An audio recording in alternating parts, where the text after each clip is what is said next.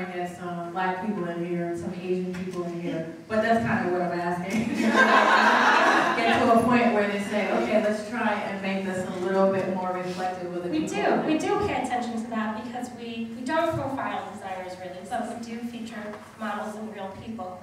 And when we are going through the pile, we do pay attention to like, oh, well, we had an Asian girl last month, let's get an Indian girl this month, and you know, they're like still everywhere. We do pay attention, we try to get everyone in.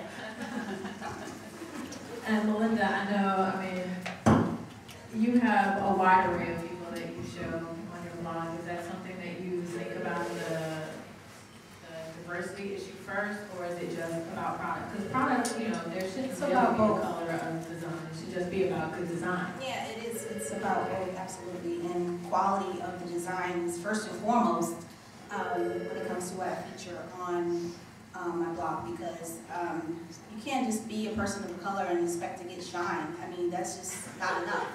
You need to be passionate about what you do, good at what you do, and it has to show through your web presence, it has to show through your product specs, you know, your photography. I mean, everything has to be pretty much tight, like everyone else has to have those kind of requirements to get featured anywhere. So it's no different for any person of color. So definitely for my blog, that's important. But I do look all the time for people of color.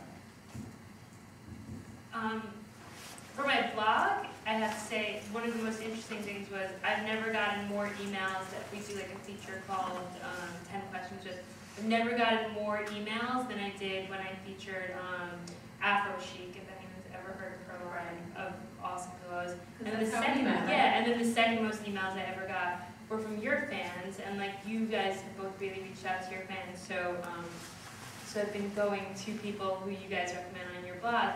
And it's actually opened me up to all these diverse designers that are amazing. And now, through that, in casting, we would never, a big thing is every single designer has to go through the initial, you have to be an awesome designer, period. Like, I will not even sit down and have the conversation if your portfolio isn't amazing. I don't care if you're pink. But when it comes down to it, we're really searching hard to get some diversity on our air right now, but it wouldn't, I mean, if the designs are not up to par, then you're not in there. But with that being said, like, I am on a search for anyone here is a great designer. but I'm doing this huge casting where I'm trying to just meet everyone out there, especially diverse designers, and your 28 days of diversity in design is a huge help. But again, it's all about the quality of the work. If the quality of the work is not there, I think it's a bad representation on our part, and I just think that would be unfair.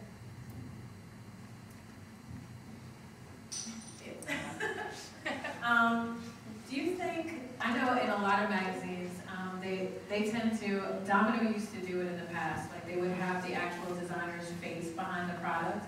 And I think now, since we're moving with social media and everybody being so transparent, people like to know who the designer is, regardless of what their color is. Do you think that that's something that magazines and even us as designers should be pushing more?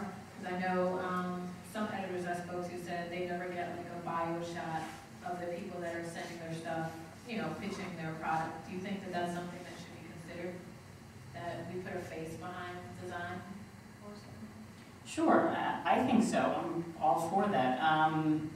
And I think, again, because of the internet and because of all the blogs, it is becoming a lot more transparent, who actually designs a lot of these things that we buy. And again, as consumers become more and more educated and design conscious and design savvy, I think everybody always, wants to see who is the creative person behind the design.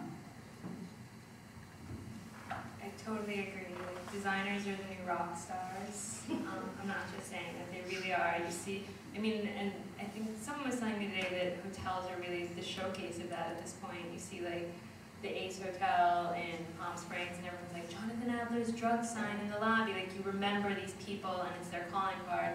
And with us, I mean, your face is always out there, but you know, in the blogosphere and everything like that, I was saying to you before, like tweeting, you're shouting to the world. Like they cannot respond to you, you're just shouting. And if you're not going to shout and say, this is me who's making this design, then it's just your design out there. And people like to relate to the product that they're buying. They like to relate to what they're, you know, who made this? Why did they make this? And now why do I want this? So I think it's super important for people to know who you are, because it's another way someone will buy your product. They relate to you on a different level, so I think that's important.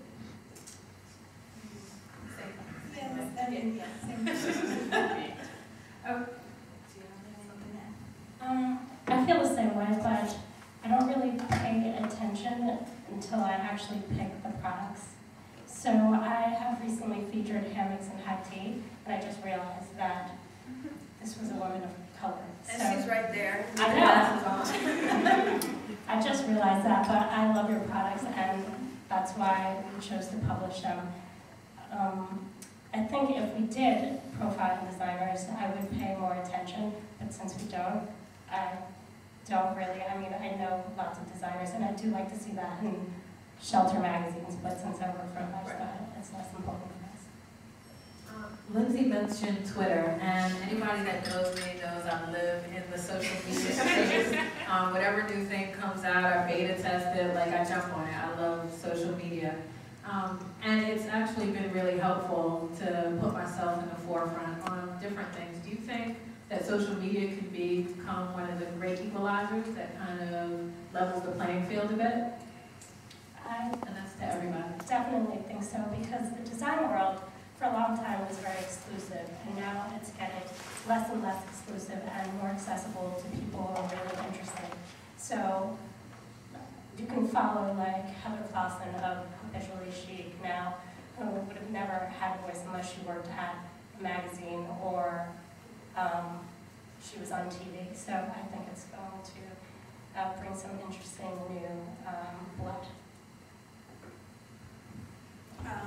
I definitely believe in social networking and Facebook and Twitter for productive purposes, though. I mean, it can get a little trite.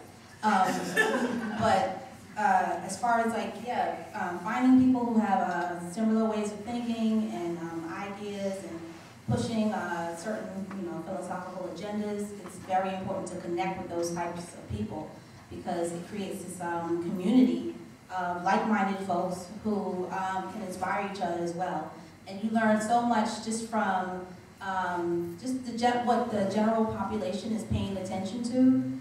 You learn a lot about that as well. So it's definitely important in terms of exposing yourself and just giving a face to your voice as well. Like, how many of you guys would be here if it wasn't for Twitter or a blog or something like that? And I know half of your faces because of that, which is kind of crazy. Most of the people we're meeting with now to bring on air is because I follow one of your friends on Twitter, and they said you were awesome, like Sweet 10, which is an awesome new website, check it out.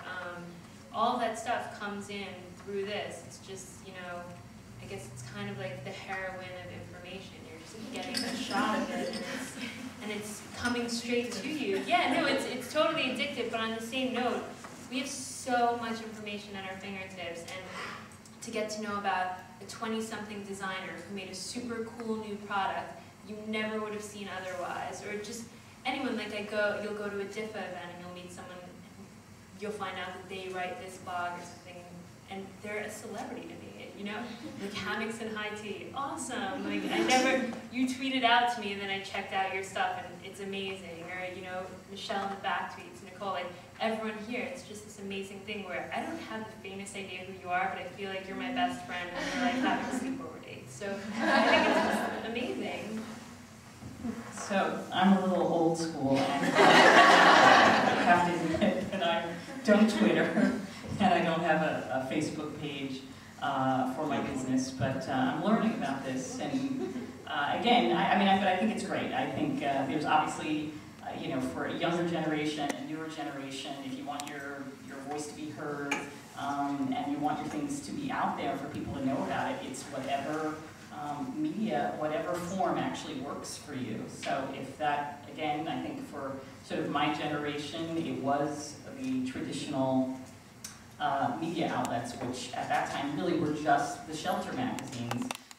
There really wasn't any other way to go about it, and there really weren't that many television shows or other ways to go about it. So it really was just sort of knocking on or pounding on all the doors of the publishing companies. But so take advantage of it. It's a great opportunity to really push whatever it is that you do and whatever it is that you believe in. So do you think we'll be Facebook friends anytime? Oh, absolutely. Next week, just Twitter me first.